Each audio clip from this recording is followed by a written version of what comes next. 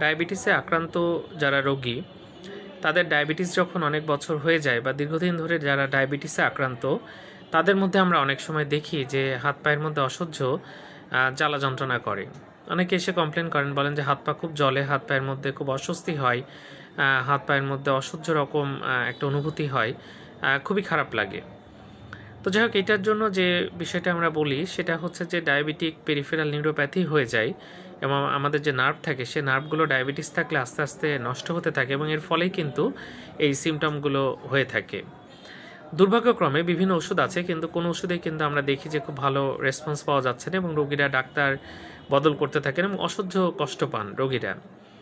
তো যাই হোক, প্রথম যে দায়িত্ব সেটা হচ্ছে ডায়াবেটিসটা কন্ট্রোলে রাখা। এটা করলে কিন্তু এই হাত পা জ্বালা যন্ত্রণা অনেকটা কমে যাবে, এটা আমরা খেয়াল রাখবো। দ্বিতীয়ত যে বিষয়টা সেটা হচ্ছে যে বেশ কিছু ওষুধ আছে যেগুলো দিলে কিছু সিমটম কমে যায়। হাত পায়ের মধ্যে যে জ্বালা যন্ত্রণা হয়, হাত পায়ের মধ্যে যে ঝিনঝিন করে, হাত পায়ের মধ্যে অস্বস্তি হয়, সেটা কিন্তু অনেকটা কমে যায়। সেই ওষুধ আছে এবং ডায়াবেটিসটা কন্ট্রোলে রাখতে হবে, তাহলে তিনি কিন্তু অনেকটাই ভালো থাকতে পারবেন।